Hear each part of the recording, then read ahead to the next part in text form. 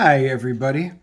This is the full review of the Haynes Owners Workshop Manual, Klingon Bird of Prey.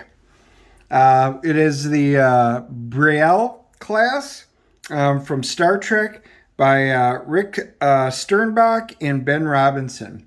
Let's just take a look and see what we've got.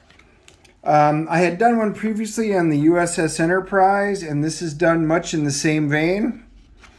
It talks about it. There's the foreword from General Martok that's portrayed by J.G. Hertzler. Kind of fun. It talks about the commissioning of a bird of prey and everything that goes into it. It gives the basic decks. It'll go through all the different layers and parts of the starship. This is very well done. You get the different, the foreview, the aft, the dorsal, the ventricle, the port and starboard. They've got clips from the TV show that are in it and the movies. And it does span, because this has been from the original movies.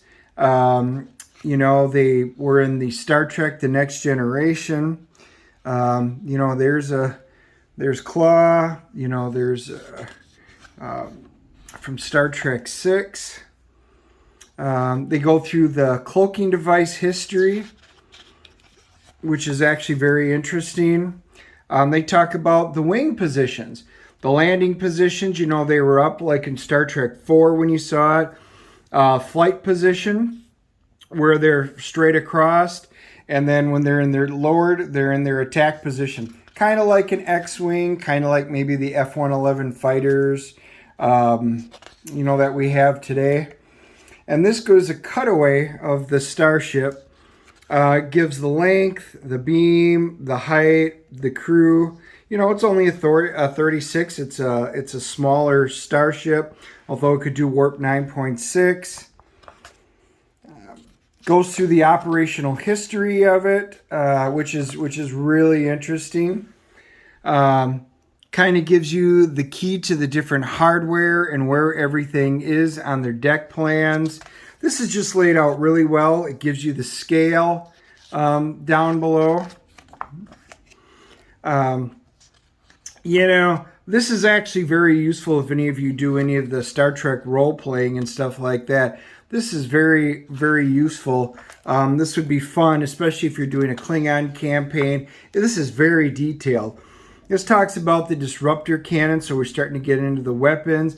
You can actually see, you get into the detailed schematics of it. You even get to see, again, clips. And again, how the actual artists and the technical directors decide they're going to use them for special effects.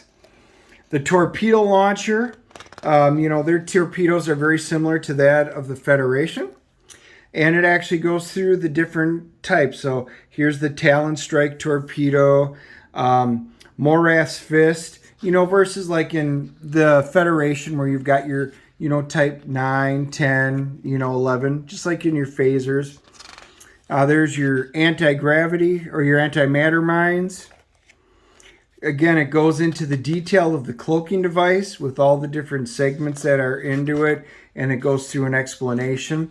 This is really good stuff. This is detailed. There's your shields and armor plating, and just like, on the Federation, they do have shields and armor. This talks about the Klingon propulsion and navigation systems. Their version of a warp core, and we all know that warp is the main one in the Star Trek universe system for traveling at faster than light speeds. Antimatter storage. This is actually really interesting. And again, it talks about their antimatter pods. It goes into their manifolds. So, if you were just looking for basic information, this has it, but this really delves into some detailed information. Dealing with their dilithium chambers, and we all know dilithium is what really powers the warp cores in this universe. Starts dealing in with their warp coils. It even gives all the statistics for the warp coils.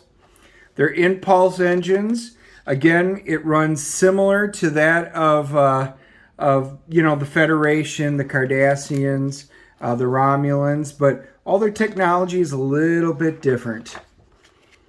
But lots of detailed information.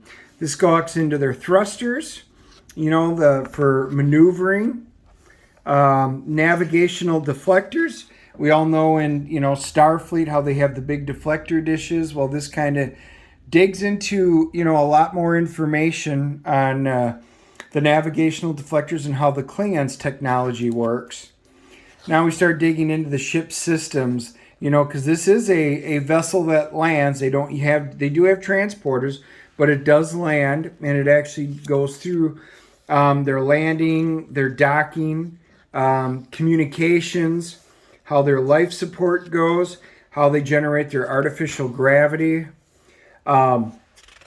Their main computers, which we all know the computers are very important, and which type of core and kind of the history with it.